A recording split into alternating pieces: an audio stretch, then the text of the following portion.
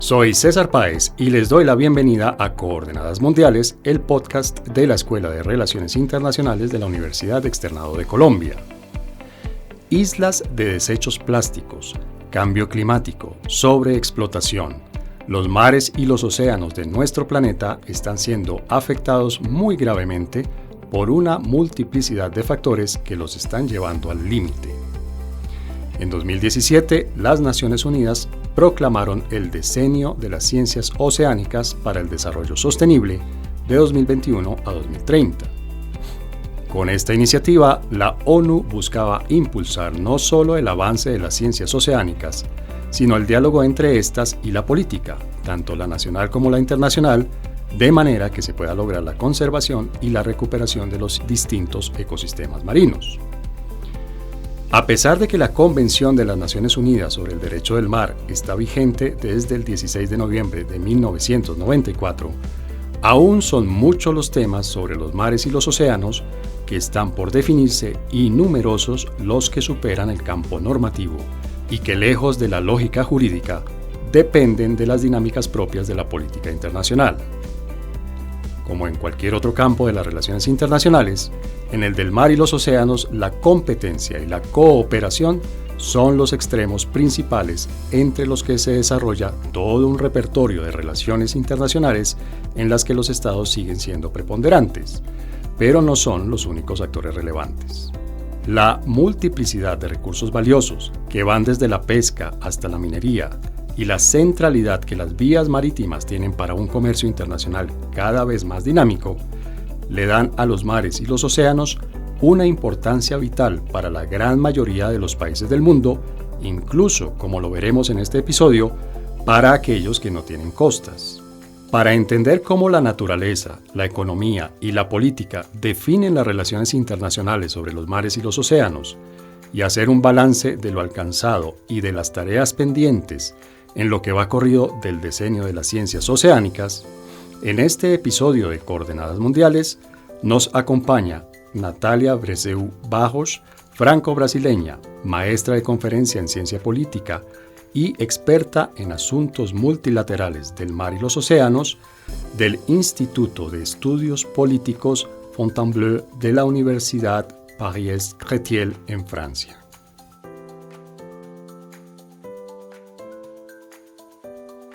Bueno, Natalia, tú eres brasileña. Y francesa también. Sí. Pero vives y trabajas en Francia. Sí, hace 12, 13 años más o menos, sí. ¿Y de qué tu conexión con Brasil es? ¿Con qué parte de Brasil? ¿Con qué región? Yo vengo de São Paulo, del interior de São Paulo. Que no está tan cerca del mar. No, estoy a 4 horas del mar, pero he pasado toda mi infancia en el mar, entonces sí. Mismo me casé en el mar, tengo una conexión desde muy chiquita con el mar, pero en verdad en mis estudios siempre fue muy conectada con la política internacional. En un momento hubo la oportunidad de irme a trabajar como un stage, un internship. Una practicante, diríamos, aquí en Colombia. Una practicante sí.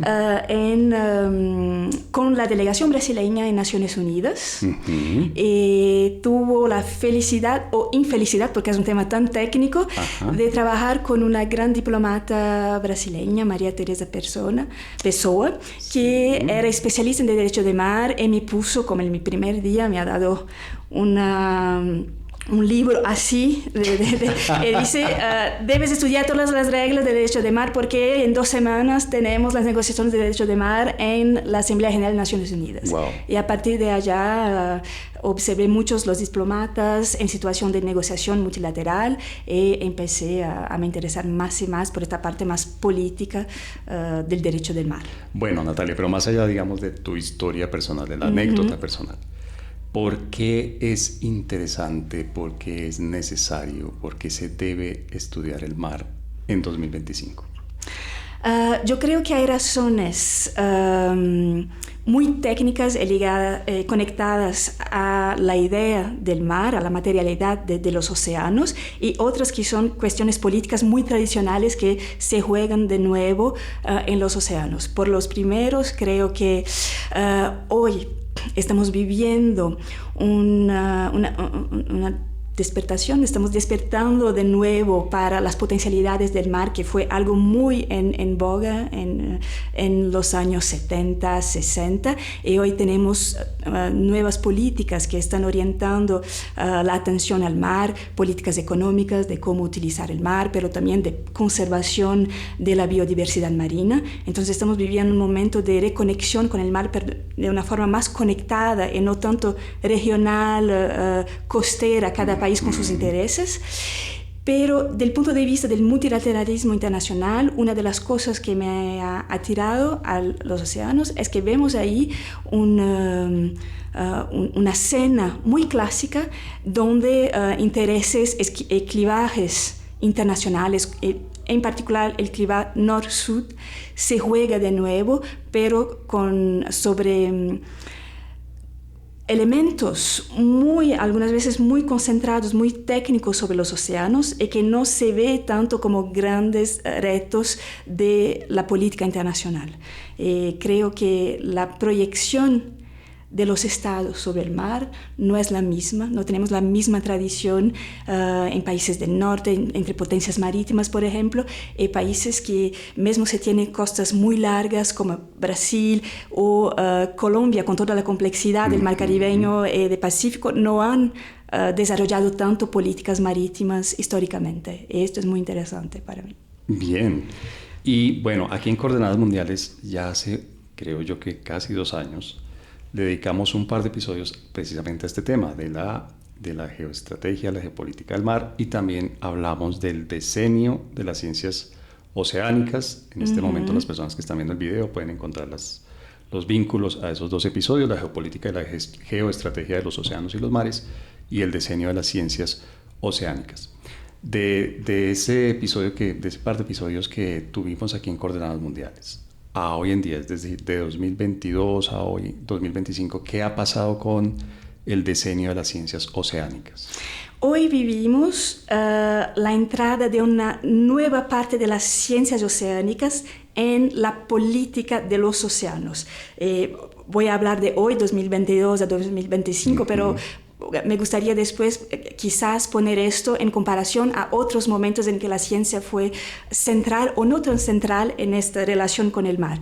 Hoy lo que vemos es la entrada de la comunicación más acercada entre la política y toda la ciencia como oceanográfica. Entonces, biólogos,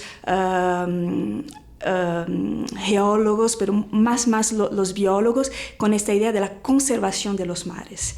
¿Y por qué? Porque hoy estamos cada vez más, está se consolidando ya se consolidó en estas ciencias esta perspectiva de ver el mar de una forma más ecosistémica. Eso pone nuevos riesgos que algunas veces van contra ciertas tradiciones políticas y legales que tenemos. Por ejemplo, nuestra proyección histórica al mar ha sido a través del derecho y a través de esta ficción de crear líneas de fronteras sobre el mar. Bueno, hace siglos que consolidamos esto y hoy llegan estos oceanólogos y nos dicen, pero estas líneas no hacen ningún sentido si vemos el mar desde el punto de vista ecosistémico, porque un palud, no sé cómo decir esto, una conchita, hay un ciclo de vida que atraviesa el espacio nacional, el espacio internacional, que se pone en los fondos marinos, pero que después que nada en las aguas. Por supuesto. Del punto de vista legal, tenemos distintos regímenes entre el espacio nacional, internacional, entre los fondos marinos o la columna del agua, pero del punto de vista de la vida ecosistémica no hay estas limitaciones. Entonces no tenemos los instrumentos adecuados para pensar estas dinámicas más naturales, ecosistémicas, biológicas, porque no nos hemos entrenado a pensar el mar así. De eso que acabas de decir, Natalia, me surge una duda que además suena poético, pero no es poético. Estamos con los pies muy puestecitos sobre el mar, sobre el agua. Y ¿hay un mar en este planeta? Tendríamos que ver los mares y los océanos no en plural, sino en singular. Yo creo que tenemos un poco todo. De la misma forma que en política estamos un poco entrenados a ver, cuestiones locales, regionales, internacionales.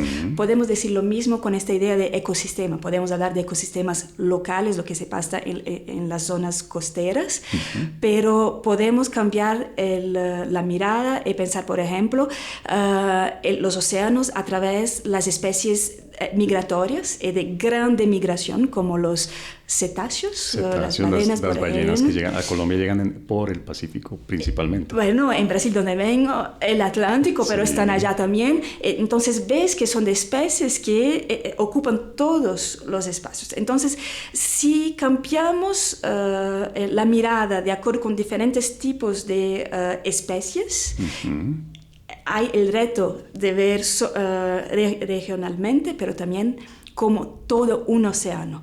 Y toda la cuestión hoy es, somos capaces de crear instrumentos de gestión de la naturaleza, pero pensando estas diferentes escalas, ¿se dice esto? Sí. Natural. Entonces podemos decir que hay los dos, los tres, y que tenemos que pensar la conexión entre estos diferentes ecosistemas, porque la balena en un momento pasa por la costa de Colombia, entonces entra en el ecosistema local de Colombia. Sí. Entonces son diferentes escalas. De hecho, tenemos en la ensenada de Utría, en el Pacífico, un sitio donde las ballenas vienen a dar a luz. Es un sitio espectacular, muy recomendado. Sí, me gustaría en esta visita, en próximas visitas, es el sitio donde las ballenas llegan a dar a luz. Es una lástima que Bogotá es tan lejos de los océanos. Es una lástima completa. Sí. Yo quiero decir algo sobre las ciencias, si puedo. Estas ciencias oceanológicas es solo una parte de las ciencias. Y hay otras, como por ejemplo, todas las ciencias más geológicas, que de mi punto de vista han sido motor en un momento en direccionar el interés humano sobre los océanos. Entonces, esto es algo que traté en el curso que he dado acá en Externado, como por ejemplo los años 40, hay toda una proyección de los países sobre los territorios marítimos. Por ejemplo, las declaraciones de Truman en los años 40, que van a decir de forma unilateral, nosotros tenemos derecho sobre todos los minerios, los hidrocarburos que están en las plataformas continentales, que se extienden mucho más allá en la tradición de las 3-6 millas de territorio marítimo, el mar territorial, como decimos. Esto va a provocar una revolución de la proyección de los estados sobre el mar. Esto es muy guiado por la capacidad que teníamos de situar reservas de gas, reservas de petróleo, geológicamente, por ejemplo. Hay otras proyecciones, como por ejemplo lo que se pasó en los años 70 sobre los fondos del mar. Porque sí, hay una cosa que las personalidades en la política del mar, a ellos les gusta mucho decir, es que el hombre ha pisado, ¿se dice esto? Sí. Ha pisado en la luna antes de pisar, ¿sí? De poner un pie efectivamente en los fondos marinos. Entonces había en los años 70 mucha esta proyección de todas las descubiertas que podríamos hacer de una forma así muy próxima de un usaje un poco, no sé si sabéis, pero la idea de toda la science fiction, la ciencia ficción, es también muy utilizada a partir de descubiertas científicas y de las zonas de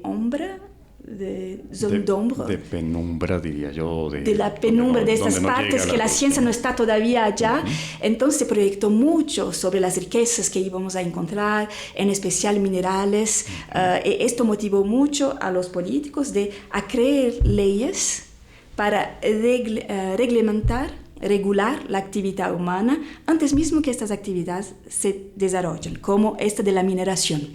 Estás respondiendo ya, en parte, la pregunta que te iba a hacer a continuación, y nos estás dando una explicación, un recorrido muy interesante desde el punto de vista de la ciencia, desde el punto de vista científico, intelectual, académico, pero esto se cruza sí o sí inevitablemente con la política. Ah, sí, completamente. En la política, ¿cómo se ve el mar? ¿Qué es el mar? En términos generales, por supuesto, Sí. para la política.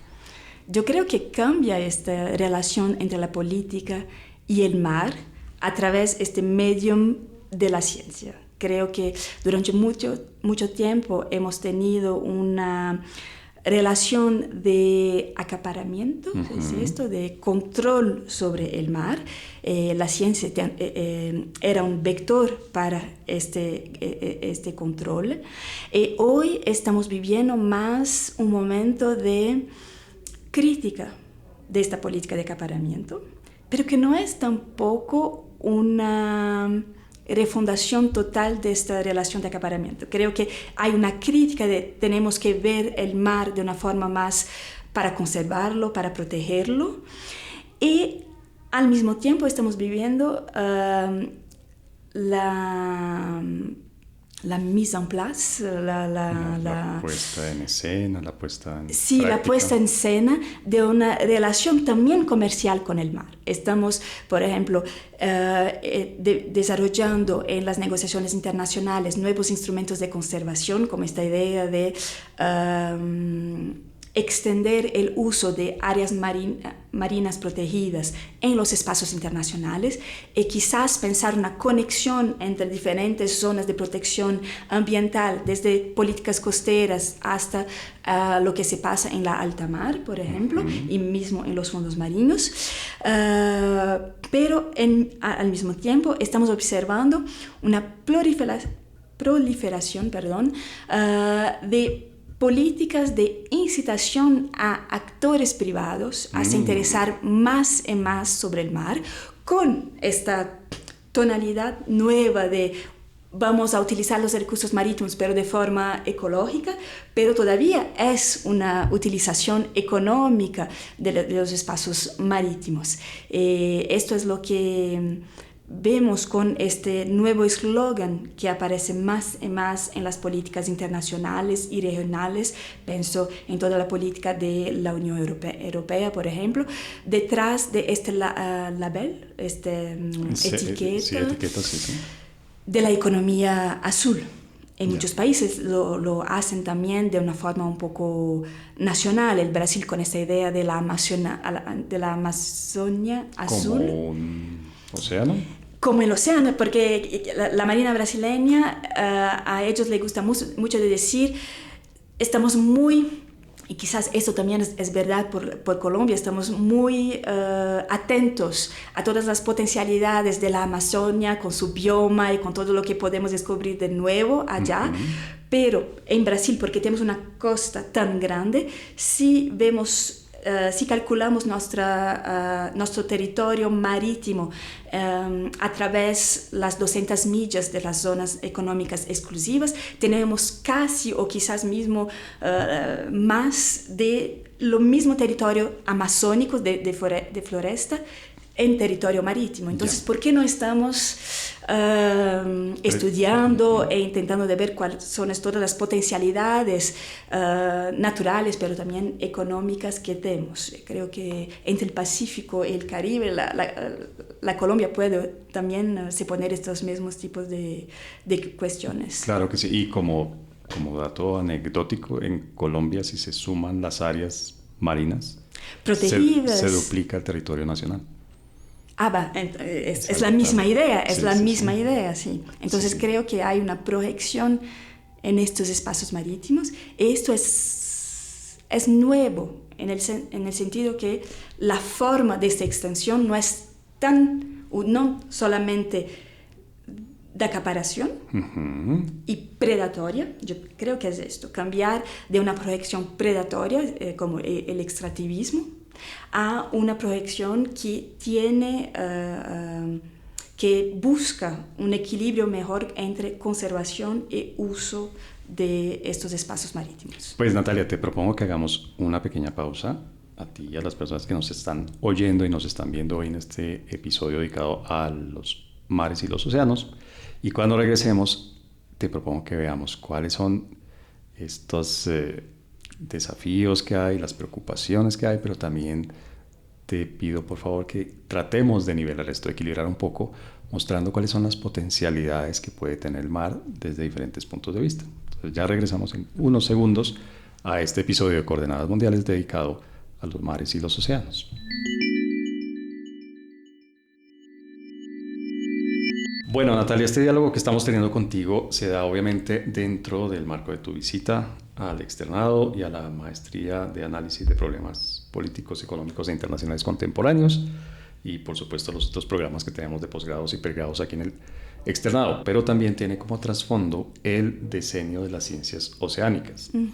¿Qué tanto se ha avanzado en los objetivos que se habían propuesto para este diseño? ¿Qué dificultades se han encontrado para avanzar y qué oportunidades que no se habían identificado antes se han venido identificando en el desarrollo del diseño? Bueno, creo que tenemos que tener en mente que las ciencias oceánicas son ciencias muy costosas. Hay que tener buques grandes, equipamientos, por ejemplo, si vamos a estudiar las especies, equipamientos que se quedan allá en el mar durante mucho tiempo para calcular cambios o cambios climáticos, por ejemplo, o en los fondos marinos tenemos que tener equipamientos que resisten a una gran presión o a temperaturas muy extremas. Entonces, para empezar, no es una ciencia de acceso fácil para todos, digamos, democráticamente. Y estamos hoy viviendo, y bueno, los científicos son personas bellísimas porque se han construido redes de solidaridad, entonces como de programar excursiones de pesquisa en el campo juntos, mucha colaboración entre diferentes tipos de institutos oceanográficos. Y hoy yo creo que en términos de solidaridad hay todavía dos retos. Uno es de democratizar esta solidaridad, porque hoy los países que tienen estos grandes equipamientos están concentrados en algunos países. Japón es muy fuerte en esto, por ejemplo, Estados Unidos con la NOAA también. Pero el nuevo reto que tenemos es cómo la política está también utilizando esto. Entonces voy a dar un ejemplo. En Francia hay un organismo que se llama IFREMER y que tenía mucha colaboración con la NOAA, y hace 2 o 3 semanas Trump ha decidido de decir a NOAA: vamos a suspender todas las colaboraciones con IFREMER hasta nuevo orden. Entonces, este usaje un poco populista hoy con el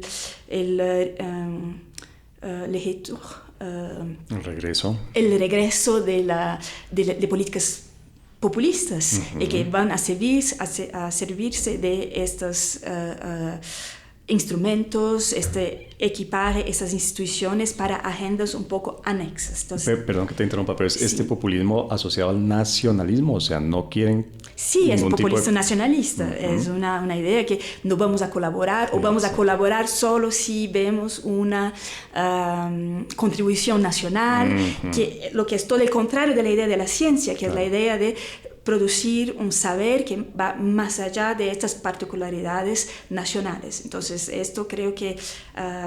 y también creo que es un reflejo simplemente del momento histórico, porque la oceanografía está en contacto de nuevo con el espacio político, pero hace décadas antes que estaba un poco olvidada en su campo. Entonces es eso también.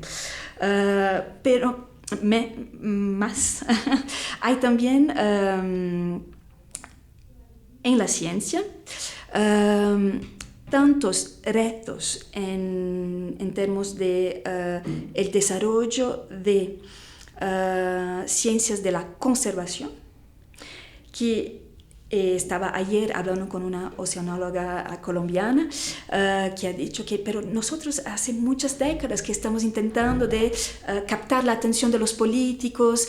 Hemos hecho eso también de una forma, por ejemplo, creando instrumentos como la idea misma de biodiversidad, que hoy es tan difusa en la política nacional. Es algo que ha empezado en colaboración entre organizaciones no gubernamentales, intentando de atirar la atención de los poderes políticos a la cuestión de la protección de los océanos y de las forestas, pero también los científicos. Pero algunas veces hay algunos instrumentos que se han mercantilizado mucho, como toda esta idea de servicios ecosistémicos, que hay ha sido muy monetizado en los círculos políticos. Fue una forma que los científicos han encontrado de captar esta atención, pero que algunas veces en la práctica el fundamento científico se diluye un poco en relación a presiones más del mercado. Entonces, un poco en la área de conservación, de encontrar un buen equilibrio entre las contribuciones científicas y cómo los políticos les apropian estos conocimientos. Un otro reto tiene que ver con las nuevas descubiertas. Entonces, por ejemplo, en 2023 terminamos un acuerdo internacional sobre la conservación, pero también sobre el uso de recursos genéticos de los fondos marinos, porque como en los biomas de la Amazonia, se están descubriendo hoy que en los fondos marinos hay especies, entonces secuencias genéticas completamente nuevas que se utilizan en la industria, por ejemplo, para resistir a las grandes temperaturas de la industria, o en la industria farmacéutica con nuevas potencialidades medicales y esto. Pero aquí volvemos a la cuestión del acceso. No todos los países, no todas las universidades tienen la misma capacidad de desarrollo de estas ciencias de punta. Entonces volvemos a la idea de la democratización de la ciencia. Creo que esto del punto de vista político es muy interesante. Por lo que entiendo de lo que estás diciendo, uno de los desafíos grandes, pero en los que también ha habido avances, o hacia los que ha habido avances en este diseño de las ciencias oceánicas, es la democratización de la ciencia. Sí, la democratización tanto en el acceso pero también en la producción porque tenemos una concentración de la producción en algunos grandes centros oceanográficos y no un desarrollo en otros puntos del planeta. Del planeta, sí. Del planeta, sí. Entonces creo que esto es un punto importante. Natalia, si tuviéramos que hacer un balance muy en el sentido de lo mejor y lo peor de lo que va corrido del diseño de las ciencias oceánicas, hasta este momento, ¿qué ha sido lo más malo, lo peor, lo que más desanima frente a los mares y los océanos que ha sucedido en el marco del diseño de las ciencias oceánicas? Creo que uno de los retos más difíciles que las ciencias oceánicas nos han mostrado, y que es específico al mar, es la contaminación del plástico. Creo que esto es algo que es muy importante porque no vemos el plástico en el mar, estas islas que se forman de residuos de plásticos. Estamos apenas empezando a comprender cómo esto impacta nuestra salud y cómo comemos pescado y otros con plástico y ni lo sabemos. Somos una generación que está todavía, con la generación de mis padres, no han sido tan contaminados como la nuestra hoy. Estamos empezando a tener una concientización para nuestros hijos, pero ¿cómo vamos a remediar esto? Creo que esto es uno de los retos más difíciles porque también tiene que ver con toda esta idea del consumo. Claro.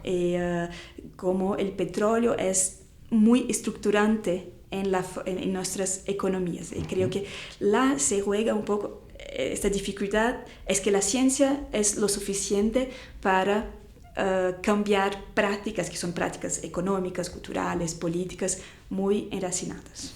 Y algo positivo, algo que nos dé esperanza y que sea, digamos, un legado, un producto de este diseño de las ciencias oceánicas, ¿qué sería? Yo creo que las ciencias oceánicas, bueno, lo digo porque de un punto de vista un poco social, porque no soy oceanóloga, entonces no puedo decir en términos científicos puros, pero creo que es esto. Una de las cosas interesantes es que más y más hay una cooperación entre esta ciencia y, por ejemplo, comunidades locales, y que intentan de pensar el uso de esta ciencia de una forma más local y cambiar un poco de perspectivas más globales. Creo que esto es lo mejor que tenemos, este uso muy local, solidario, cultural, pero eso es algo también que tiene que se difundir mucho más, de una forma más, en una escala más global, creo. Natalia, y de esta colaboración entre las ciencias oceanográficas, espero que por lo menos después de este episodio sea capaz de pronunciar bien esta palabra, de esta colaboración, de este diálogo, de este trabajo conjunto entre la oceanografía y las ciencias oceanográficas y las comunidades. ¿Tienes algún ejemplo concreto que nos puedas compartir? Pienso en cómo los oceanógrafos Sí. Han también cambiado formas de se relacionar con comunidades. Por ejemplo, yo sé que en algunas islas del Pacífico, por ejemplo, había una cooperación que en el inicio era muy orientada por esta producción de ciencia oceanógrafa y que se llegaba en comunidades, decían, vamos a preservar esta zona de una forma absoluta, muy orientada por las realidades biológicas no humanas, y en algunos puntos y como una consecuencia algunas comunidades de la noche al día se veían desprovidas de medios de subsistencia como la pesca, entonces habían consecuencias negativas como pérdidas de rendimiento o calidad de vida, lo que es muy peligroso, claro, porque esto puede mismo se retornar, no sé si dice esto, se volver contra las ideas mismas ambientales, porque las políticas ambientales pueden ser vistas como políticas antisociales, entonces la gente puede decir no vamos más a aceptarlas. Creo que tras algunas experiencias que no están siendo tan buenas en principio, estamos viendo un reequilibrio en esta colaboración, en las cuales estamos pensando, por ejemplo, de suspender la actividad de pesca, pero no la pesca artesanal. Claro. Entonces este nuevo equilibrio creo que es un buen ejemplo de cómo estamos integrando más y más la ciencia en una realidad social. Es por eso, por ejemplo, que hay muchos científicos oceanógrafos, pero también de las ciencias sociales, que hablan más y más de esta idea de no pensar solamente la protección, la organización de actividades humanas en los océanos de una forma ecosistémica, pero pensarla de forma socioecosistémica, claro, integrando estas preocupaciones sociales como parte de este ecosistema.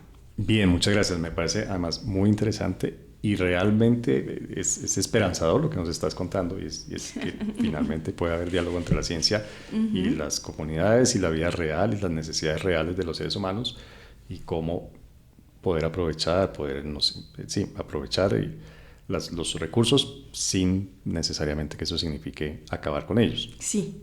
Muy bien, con esta nota optimista cerramos este segundo segmento de este episodio dedicado a los mares, a los océanos, dentro del marco del seguimiento que hacemos al diseño de las ciencias oceánicas. Y en el tercer segmento, que viene en unos segundos, vamos a hacer un acercamiento regional para hablar de América Latina y el Caribe.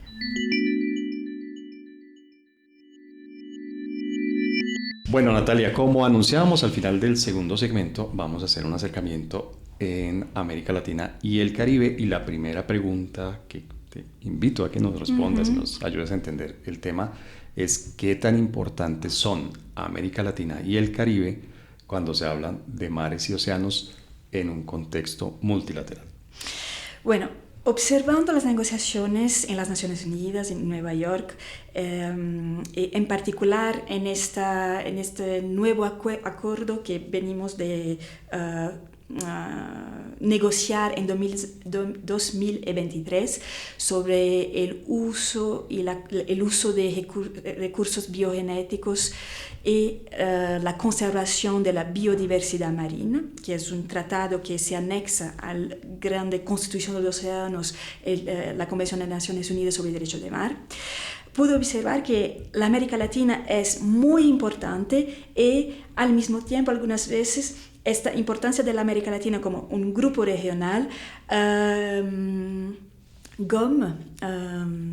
se borra un poco el peso y las particularidades, por ejemplo, regional del Caribe en este gran grupo regional. Okay. Entonces, por ejemplo, en estas negociaciones pudimos observar un clivaje norte-sur que se reestructuró en estas negociaciones, principalmente en torno a la cuestión de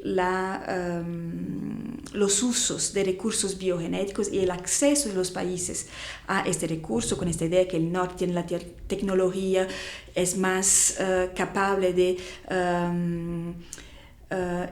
no sé si dice esto, pero mercantilizar de una cierta forma estos recursos y que otros países como los países en desarrollo estarían excluidos de esto. Y al mismo tiempo, desde que cambiamos las políticas, la discusión más para se concentrar en las cuestiones de conservación, vimos que tenemos tradiciones muy distintas de conservación en América Latina, con países como, pienso a Costa Rica, que es muy desarrollado en términos de conservación, y otros países que lo son menos. Bueno, yo me gusta decir que Brasil es menos, pero en estos años de negociaciones ha desarrollado muchísimo sus ambiciones. Por ejemplo, ha declarado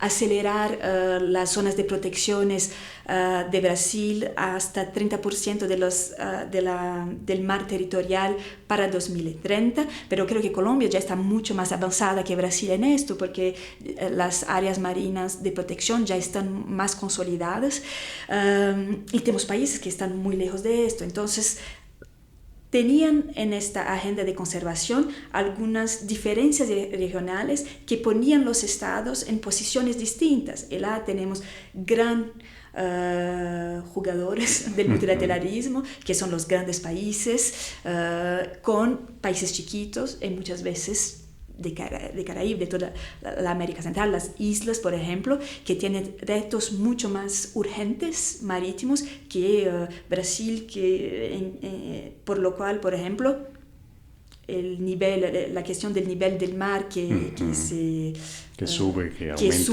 no trae la misma sensación de urgencia y de desespero que las pequeñas islas. Entonces, perdón que te interrumpa, pero te iba a preguntar precisamente eso. Uno podría entonces, si estoy entendiendo bien, por favor, dime, ver que no somos una región homogénea, que parte de esa heterogeneidad que se encuentra en la región es el ritmo, la velocidad, la urgencia, como tú lo acabas de decir, con la que cada país asume ciertos temas que tienen que ver con los mares y los océanos. Sí, completamente, no tenemos.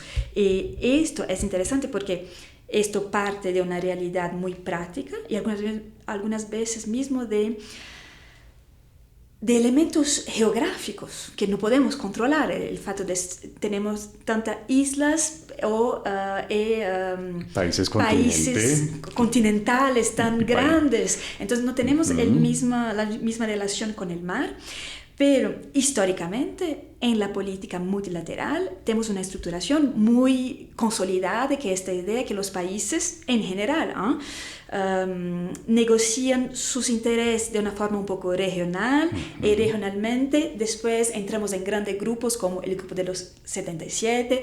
Esto también es verdad por la Unión Europea, todavía más con la consolidación de las instituciones de la Unión Europea, el fato, por ejemplo, que en Europa, la Comisión Europea hay una competencia distinta de los estados sobre la agenda medioambiental.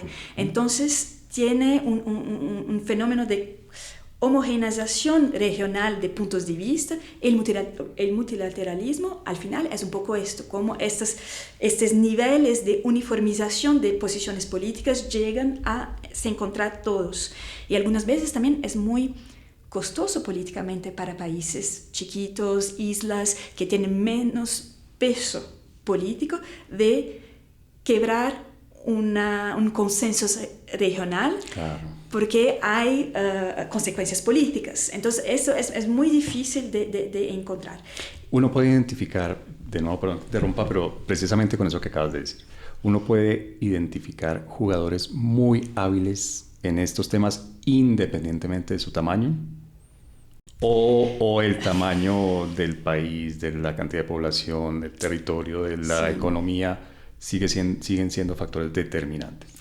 Yo creo que en la especificidad de las negociaciones de los océanos, algunas veces tenemos algunos países que logran, a pesar de ser menores o insulares, territorialmente menores o un poco no tan presentes en grandes instancias, pero por las particularidades del derecho del mar, logran haber un poco más de influencia. Por ejemplo, pienso a Jamaica, que es un país que tiene una gran tradición en el derecho del mar. Yeah. Porque tenemos que ver una cosa.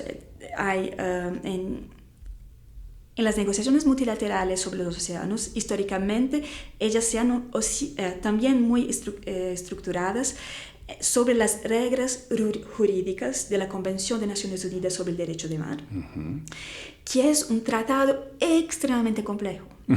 Extremadamente complejo. Digo siempre que lo llamo la Constitución de los Océanos, porque es un libro así de reglas con muchos anexos, muchas reglas que deciden de todo, desde delimitaciones a la navegación, a cuestiones ambientales, a cuestiones de extractivismo, a la pesca, militares. Bueno, hay muchísima la actividad científica. Entonces, para adentrar estas negociaciones, se pide un conocimiento que algunas veces es muy técnico. Yeah. Y en esto se puede ver que algunas veces hay países que no logran poner sus intereses por falta de un desarrollo más fuerte de esta tecnicalidad de la política. Y del otro lado hay pequeñas islas como Jamaica, que tienen una gran tradición y que muchas veces vienen, son muy respetados los embajadores. Son expertos, son los autoridades. Y mismo al interior del grupo latinoamericano, por ejemplo, en muchas negociaciones que pude observar de este último tratado, hay algunas personalidades brasileñas, pero argentinas, pero que son personas también que son personalidades en estas negociaciones porque han dedicado mucho tiempo de su carrera al derecho del mar, a los asuntos oceánicos, y saben se posicionar de una forma más eficaz en las negociaciones. Entonces, no es todo geográfico, no es todo sobre ser o no ser un gran país, pero cuáles son los tipos de recursos de negociaciones que se ponen en la mesa.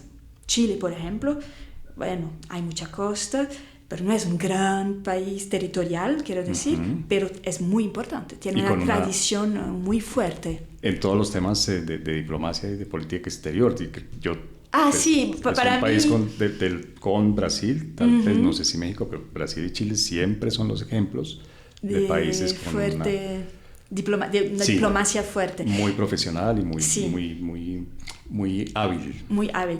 Yo creo que Chile algunas veces, por ejemplo, estaba más fuerte técnicamente que Brasil, por ejemplo, pero esto depende mucho también de la persona que va y que lidera Sí. el equipo de negociación. Pero esto es algo más que tiene también un poco que ver más con tradiciones diplomáticas que con los elementos oceánicos en sí. Bien, pues te iba a preguntar por Paraguay y Bolivia, pero mejor hablemos de cuáles son, Sí. chiste malo aparte, para países que son mediterráneos, que no tienen costa, ¿tienen algún juego en estos temas o precisamente por no tener costas no son jugadores, no son actores importantes? Es importante destacar que la Convención del Derecho de Mar da derechos tanto a los países insulares costeros que a los países sin salida al mar, los ¿sí? Países enclavados, ¿se dice esto? Enclave. Pues yo diría mediterráneos, que no, sí, que no Okay. tienen costa. Sí, sí. Porque ellos tienen los países vecinos de estos estados tienen la obligación de asegurar un acceso al mar para estos países. Esto fue Interesantísimo una gran negociación que los países mediterráneos, enclavados, no sé, han logrado negociar en las negociaciones de derecho del mar, pero estas de los años entre 1973 y 1982. Entonces hay mucha política en esto, Claro. Hay mucha presión, si no hacéis como queremos, vamos a cerrar el acceso al mar, pero legalmente ellos son obligados a asegurar este acceso. Esto es desde Bolivia hasta Suiza, Okay. por ejemplo, es algo mundial. Entonces estos países están también interesados a ciertos retos, elementos de las negociaciones. Algunas veces quizás un poco menos por cuestiones de conservación costera, porque no tienen una costa marina, pero por ejemplo en los usos de los recursos marítimos, ellos están preocupados también, por ejemplo, con preservar el pescado, o por ejemplo en todo lo que tiene respecto a la exploración de los recursos minerales de los fondos marinos. Ahora los recursos biogenéticos que encontramos en los fondos marinos, como la idea es que se tratan de recursos que están localizados en zonas internacionales, más allá de los territorios marítimos. Estos recursos, los beneficios de los usajes de estos recursos deben también venir a estos países que no tienen costa. Entonces, no, ellos participan. Muy bien, mi chiste bobo dio pie a una respuesta muy interesante y muy inteligente, muy ilustrativa. Y finalmente, en términos regionales, primera pregunta, ¿podemos hacer como una región, podemos conformar una región en términos analíticos con América Latina y el Caribe, o América Latina va por un lado y el Caribe va por otro? Creo que hay un clivaje geográfico que es un poco que la realidad de los efectos del cambio climático sobre los océanos y los efectos de los océanos sobre la vida de las personas es muy diferente entre los países insulares, por ejemplo, muchos países de la América Central que son muy conectados con esta costa, sus economías dependen mucho, culturalmente son muy orientados por la costa, de países más continentales que encontramos más en la América del Sur, que históricamente, y algunos mismos que han una costa larga, son también desarrollados, han desarrollado economías que algunas veces no son tan dependientes,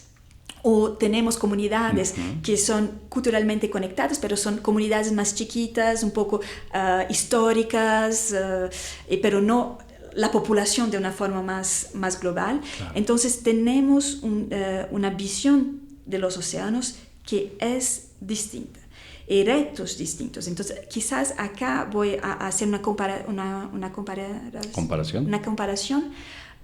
entre el desarrollo de las políticas de anticipación de los efectos climáticos sobre los océanos, por ejemplo, en América Latina, entonces, y por ejemplo en el Pacífico. En el Pacífico tenemos, porque la mayoría de los países allá son insulares, hay una tradición muy, muy desarrollada, pero también porque los efectos son muy, muy presentes. Voy a hablar aquí, por ejemplo, no sé si lo sabéis, pero hace 2 años, una isla, un país de islas archipelágico, que es Tuvalu, está literalmente desapareciendo.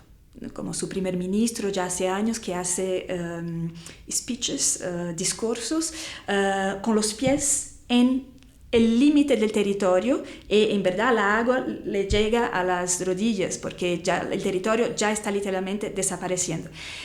¿Cómo van a desaparecer? Han pasado un tratado con Australia, han comenzado a enviar parte de la población, como una centena de personas cada año están siendo trasladadas de Tuvalu en Australia. Y esto pone muchos problemas, mismo políticos. Claro. ¿Cómo esta población va a vivir? ¿Qué va a devenir de su ciudadanía? Su ciudadanía, de los gobiernos, lo que quiere decir un país que disparece. Hay muchos discusión, y también no es un acaso que instrumentos de protección como las áreas marinas protegidas son mucho más desarrolladas aquí. Podemos hacer el paralelo con las islas en Caribe. Y bueno, notemos esta discusión de la solidaridad regional sobre los efectos climáticos sobre los océanos y cómo vamos a pensar regionalmente los efectos sobre estas personas. Hay más discusiones nacionales o regionales Caribe, pero no América Latina, ¿ves? Entonces creo que hay todavía todo un campo a desarrollar de cooperación regional que intenta de anticipar los efectos del cambio climático sobre la vida de las personas. Bien, Natalia, muchas gracias porque pues con esto nos das una mirada bien interesante, bien equilibrada, creo yo, de lo que significan los mares y los océanos para América Latina y el Caribe y qué tan importantes son América Latina y el Caribe para el tema visto de una manera multilateral mundial. Muchas gracias. La recomendación bibliográfica de Coordenadas Mundiales. Bueno, Natalia, en este segmento de recomendaciones, ¿a dónde enviarías tú a una persona de las que nos están escuchando viendo que quiere tener más información sobre los mares, más información sobre los océanos? Extra micrófono nos mencionabas la Antártica, que es un tema también muy interesante, muy importante, y sobre todo para los países de América del Sur. Pero ¿a dónde podemos referir, decirle a esta persona, mire, allí encuentra información de muy buena calidad sobre estos temas? Bueno, creo que voy a ser un poco la politista, la cientista política, un poco aburrienta. Para decir que para mí es muy importante intentarmos de comprender los océanos por los océanos, pero también entender los océanos sobre las políticas de los océanos. Y para esto, para mí, tener una noción de lo que es esta Constitución de los Océanos, la Convención del Derecho de Mar, que no es nada literario, es muy técnico, es difícil, pero es muy interesante porque comprendemos un poco los posicionamientos de los países históricamente, entonces esto me gusta mucho, pero para mí esto daría una visión más general, pero lo que quizás me gustaría más de recomendar es que en todas esas políticas muchas veces hay una parte de esta política que es muy olvidada porque está tan lejos de nosotros, que es lo que se pasa en los fondos marinos. No pensamos en los fondos marinos cuando pensamos océanos, pensamos en la costa, en la pesca, en grandes navegaciones, pero no en les abysses, lo que se pasa en 2, 3 mil, 6 mil metros de profundidad. Y creo que las políticas hoy que se están pasando en la Autoridad Internacional de los Fondos Marinos, que hay su sede, su sitio en un país latinoamericano, Kingston, en Jamaica. Es muy interesante. Está habiendo una revolución porque estamos proyectando nuevos usos sobre los fondos marinos, pero también estamos repensando nuestra relación de conservación con estos fondos, y hay mucha cosa interesante en los fondos marinos que nadie puede sospechar. Y esta organización tiene muy buena información. Tiene muy buena información. Ella ha sido actualizada en los últimos años. Entonces, el sitio web International Seabed Authority, ISBA, o ISA.org, tiene muchos gráficos sobre la ocupación también de los países en estos espacios un poco insólitos. Hay fotos sobre los fondos marinos, hay también la proyección de países, pero no solamente, de actores privados, de industrias de mineración. Super. Entonces es toda una parte de la política que no se ve, porque bueno, es un poco, está un poco confinada en los fondos marinos. Muy bien, muy bien. Bueno, yo había sospechado que nos íbamos a hablar de Buscando a Nemo o de Aquaman, pero está muy bien. Sí, es verdad que Buscando a Nemo puede ser un poco más light, menos técnico que la Constitución de los Océanos. Natalia, muchas gracias por tu recomendación. Bueno, pues gracias a Philippe Nalpaz, que junto con nuestro productor, por supuesto, Rafael Piñeros, hicieron los arreglos para poder tener a Natalia hoy como invitada en este episodio especial de Coordenadas Mundiales. Natalia Frosdeu Bajos, muchas gracias por habernos acompañado aquí en este estudio de Coordenadas Mundiales para hablar de semejante tema tan interesante y del que tú lo dijiste con los micrófonos abiertos, pero también extra micrófonos, hay mucho más que decir. Entonces, ojalá en un futuro que no esté muy lejano nos puedas volver a acompañar, pero este episodio para mí por lo menos ha sido muy ilustrativo y muy enriquecedor. Muchas gracias, Natalia, por habernos acompañado.